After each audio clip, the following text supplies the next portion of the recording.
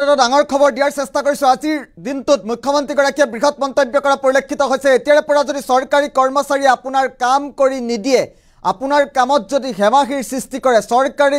কৰ্মচাৰীৰ দৰমহা কটা যাব আপুনি মাত্ৰ এটা অভিযোগ দিয়ক আপোনাৰ অভিযোগৰ ভিত্তিত ব্যৱস্থা গ্ৰহণ কৰিব ৰাজ্য চৰকাৰে আপোনাৰ এটা অভিযোগৰ ভিত্তিতেই সকলো ধৰণৰ ব্যৱস্থা গ্ৰহণ কৰিব আপোনাৰ পৰা যদি টকা লৈছে তেতিয়াও ব্যৱস্থা গ্ৰহণ কৰিব আপোনাৰ কামত হেমাহি কৰিলেও ব্যৱস্থা গ্ৰহণ কৰিব আপুনি জিলা প্ৰশাসনক খবৰ দিয়ক কি কৈছিল মুখ্যমন্ত্ৰীয়ে শুনোৱাৰ চেষ্টা কৰিম এটা খুব গুৰুত্বপূৰ্ণ খবৰ চৰকাৰী কৰ্মচাৰীক এবাৰ নাকি লগালে ৰাজ্য চৰকাৰে জনতাৰ কাম নকৰিলে দিব লাগিব দৰমহাৰ টকা কাম নকৰি হেমাহি কৰিলে দিব পাৰিব আপুনি অভিযোগ মুকলি কৰা হল বিশেষ পৰ্টেল আপুনি পৰ্টেল যোগে অভিযোগ দিব পাৰিব RTPS কমিছনত দিব পাৰিব লগে লগে অভিযোগ দেশৰ ভিতৰতে অসমত প্ৰযোজ্য হলে ব্যৱস্থা 45 দিনৰ ভিতৰত সাধাৰণ জনতাৰ কাম আদায় কৰিব লাগিব কৰ্মচাৰীয়ে অভিযোগৰ ভিত্তিত প্ৰতিদিনে 20 টকাকৈ জৰিমনাও ভৰিব লাগিব কৰ্মচাৰীয়ে মৰণোত্তৰ পৰীক্ষাৰ ৰিপৰ্ট ৰেচন কাৰ্ডৰ কাম সকলো কৰিব লাগিব সময়মতে অন্যথা ৰাজ্য চৰকাৰৰ ৰোখত পৰিব কৰ্মচাৰী অভিযোগৰ বাবে নিযুক্তি দিয়া হল বিশেষ বিষয়া আৰু চৰকাৰী কৰ্মচাৰীক নাকি লগালে এবাৰ ৰাজ্য চৰকাৰে ডাঙৰ খবৰটো পুনৰবাৰ জনোৱাৰ চেষ্টা কৰিছো জনতাৰ কাম নকৰিলে দৰমহা কটা যাব চৰকাৰী কৰ্মচাৰী প্ৰতিদিনেই দৰমহা কটা যাব মুকলি কৰা হৈছে বিশেষ পৰ্টেল আপুনি পৰ্টেল যোগে অভিযোগ দিব পাৰিব আপোনাৰ এটা অভিযোগৰ ভিত্তিত ব্যৱস্থা গ্ৰহণ কৰিব ৰাজ্য চৰকাৰে RTPS পৰ্টেল নামৰ যোনটো বিশেষ পৰ্টেল মুকলি কৰা হৈছে সেই পৰ্টেলটোত আপুনি অভিযোগ দিব পাৰিব আপোনাৰ সৈতে কেনে ধৰণৰ দুৰ্ব্যৱহাৰ কৰিছে তাত সবিশেষ আকাৰে লিখক আৰু আপোনাৰ অভিযোগৰ লগে লগে একচন ল'ব ৰাজ্য চৰকাৰৰ তৰফৰ পৰা মৰণোত্তৰ পৰীক্ষাৰ কাম ৰেচন কাৰ্ডৰ কাম আধাৰ কাৰ্ডৰ কাম সকলো সময়মতে কৰিব লাগিব এতিয়াৰে পৰা অভিযোগৰ ভিত্তিত প্ৰতিদিনে 20 টকাকৈ জৰিমনাও ভৰিব লাগিব কৰ্মচাৰীয়ে মৰণোত্তৰ পৰীক্ষাৰ ৰিপৰ্ট ৰেচন কাৰ্ডৰ কাম মাটি কিনা বেচা সমাধান কৰিব লাগিব লগে লগে আৰু এই সন্দৰ্ভত আজি মুখ্যমন্ত্ৰীয়ে কি বৃহৎ মন্তব্য কৰিছিল শুনোৱাৰ চেষ্টা কৰিম পাৰ ডে যেটো আমি কৰিবৰ কাৰণে গৈ আছো যে একদম সৰকাৰি সাৰ্ভিস আপোনালোকে আৰু এটা কথা মিস কৰিছে ইমান মানে নলেজত আহা নাই যেটো মই কৈছিলো RTPS কমিশন যে সৰকাৰি কৰ্মচাৰীয়ে যদি কাম নকৰে RTPS কমিশনত এপ্লাই কৰক যদি কাম নকৰে তেওঁ পাৰ ডে ফাইন দিব লাগিব এতিয়া RTPS কমিশনৰ অধ্যক্ষই শপত গ্ৰহণ কৰিলে নাম কৈ দিও ডক্টৰ সুজয়লাল থাউসেন তেওঁ CRPF ৰ DG আছিলে ডিমা হাছাও জিলাৰ আমাৰ অৰিজিনেল বাসিন্দা Madhya Pradesh কেডাৰৰ IPS officer he has been appointed as a first chairman for right to public service act chief commissioner এতিয়া কি হ'ব যেনেকৈ RTI মাৰে তেনেকৈ মানুহে ক'ব যে মোৰ পাৰ্টিৰ পাৰমিশন ইমান দিন হোৱা নাই কমিশনত এপ্লাই কৰিব তেতিয়া কমিশনে চাব যে এটো কোন অফিচাৰে পেলাই থৈ দিলে কোন কেৰানিয়ে পেলাই থৈ দিলে কামটো কৰিব পাৰ ডে 20 টকা ফাইন দিব লাগিব মানুহজনক যিমান দিন দিলে কৰিব ৰাজ্যপাল মহোদয়ে তেওঁক পৰখি ওথ টেকিং কৰোৱালে গতিকে এই কথাটো মই সাংবাদিক মেলত কৈছিলো কিন্তু আপোনালোকেও ইমান কথাটো ধৰিব পাৰ নাই Assam is the first state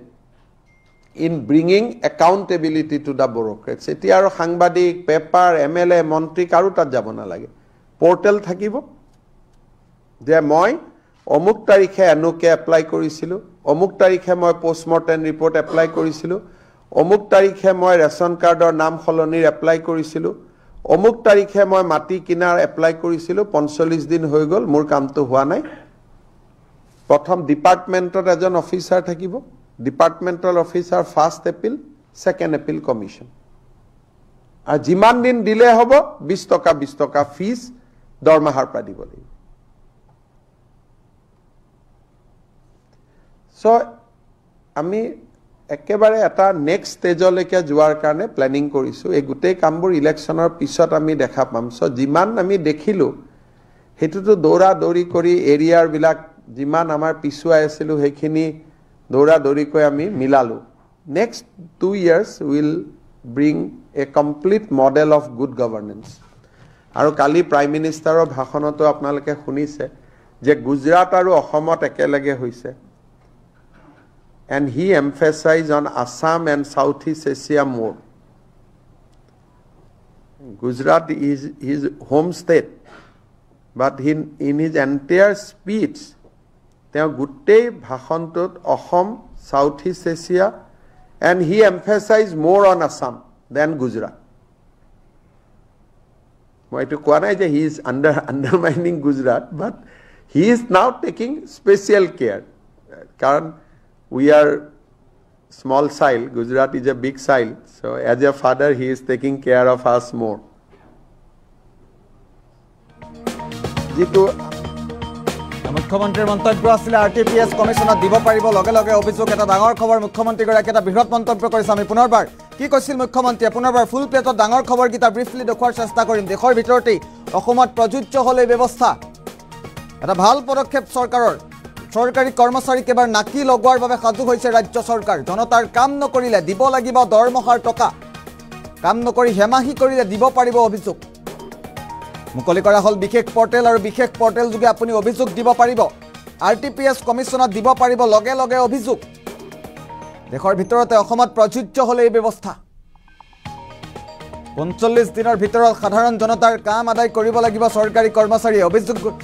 অভিযোগ ভিত্তিত প্ৰতিদিনে ২০ টকাকৈ জৰিমনাও ভৰিব লাগিব কৰ্মচাৰীয়ে মাটি কিনা বেচা সমাধান কৰিব লাগিব মৰণোত্তৰ পৰীক্ষাৰ ৰিপৰ্ট সকল লগে লগে কৰিব লাগিব এতিয়াৰে পৰা অন্যথা ৰাজ্য চৰকাৰৰ ৰোখত পৰিব কৰ্মচাৰী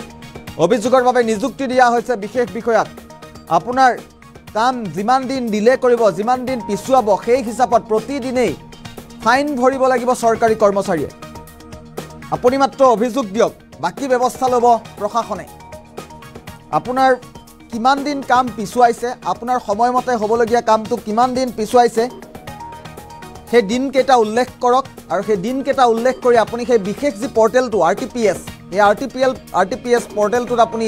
অভিযোগ দিয়ক আৰু কিমান দিন আপোনাৰ কাম পিছুৱাইছে সেয়া উল্লেখ কৰক তাৰ পাছত ব্যৱস্থা ল'ব চৰকাৰে আপোনাৰ যিমান দিন কাম পিছুৱাইছে সেই হিচাপত দৰমহা কটা যাব চৰকাৰী কৰ্মচাৰী আৰু চৰকাৰী কৰ্মচাৰীৰ নাকি লগাবৰ বাবে বিশেষ বৃহৎ ব্যৱস্থা গ্ৰহণ কৰিছে অসম চৰকাৰে আমি মুখ্যমন্ত্ৰীৰ মন্তব্য পুনৰবাৰ শুনোৱাৰ চেষ্টা কৰিম যেটো আমি কৰিবৰ কাৰণে গৈ আছো যে একদম সৰকাৰি সাৰ্ভিস আপোনালোকে আৰু এটা কথা মিস কৰিছে ইমান মানে নলেজত আহা নাই যেটো মই কৈছিলো RTPS কমিশন যে সৰকাৰি কৰ্মচাৰীয়ে যদি কাম নকৰে RTPS কমিশনত এপ্লাই কৰক যদি কাম নকৰে তেওঁ পাৰ ডে ফাইন দিব লাগিব এতিয়া RTPS কমিশনৰ অধ্যক্ষই শপত গ্ৰহণ কৰিলে নাম কৈ দিও Dr. Sujoylal Thausen, তেওঁ CRPF for DG আছিলে ডিমা হাছাও জিলাৰ আমাৰ অৰিজিনাল বাসিন্দা Madhya Pradesh কেডাৰৰ IPS officer he has been appointed as a first chairman for Right to Public Service Act chief commissioner এতিয়া কি হ'ব যেনেকৈ RTI মাৰে তেনেকৈ মানুহে ক'ব যে মোৰ পাৰ্টিৰ পাৰমিশন ইমান দিন হোৱা নাই কমিশনত এপ্লাই কৰিব তেতিয়া কমিশনে চাব যে এটো কোন অফিচাৰে পেলাই থৈ দিলে কোন কেৰানিয়ে পেলাই থৈ দিলে কামটো কৰিব পাৰ ডে 20 টকা ফাইন দিব লাগিব মানুহজনক যিমান দিন দিলে কৰিব ৰাজ্যপাল মহোদয়ে তেওঁক পৰখি ওথ টেকিং কৰোৱালে গতিকে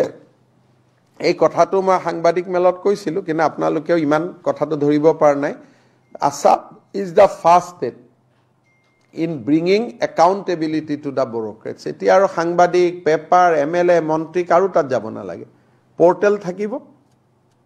যে মই অমুক তাৰিখে এনোকে এপ্লাই কৰিছিলো অমুক তাৰিখে মই পোষ্টমৰ্টেম ৰিপৰ্ট এপ্লাই কৰিছিলো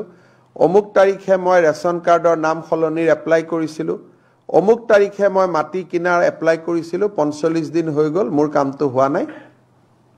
প্ৰথম ডিপাৰ্টমেন্টৰ এজন অফিচাৰ থাকিব departmental officer first appeal second appeal commission আৰু যিমান দিন দিলে হ'ব 20 টকা ফিজ দৰমহাৰ পৰা দিব লাগিব সো আমি একেবাৰে এটা নেক্সট ষ্টেজলৈকে যোৱাৰ কাৰণে প্লেনিং কৰিছোঁ এই গোটেই কামবোৰ ইলেকশ্যনৰ পিছত আমি দেখা পাম চ' যিমান আমি দেখিলোঁ সেইটোতো দৌৰা দৌৰি কৰি এৰিয়াৰবিলাক যিমান আমাৰ পিছুৱাই আছিলোঁ সেইখিনি দৌৰা দৌৰিকৈ আমি মিলালোঁ next 2 years will bring a complete model of good governance আৰু কালি প্ৰাইম মিনিষ্টাৰৰ ভাষণতো আপোনালোকে শুনিছে যে গুজৰাট আৰু অসমত একেলগে হৈছে and he emphasized on Assam and Southeast Asia more. Gujarat is his home state, but in his entire speech, তেওঁ গোটেই ভাষণটোত Assam Southeast Asia and he emphasized more on Assam than Gujarat. মই এইটো কোৱা নাই যে he is undermining Gujarat, but he is now taking special care. কাৰণ we are small soil, Gujarat is a big soil. So,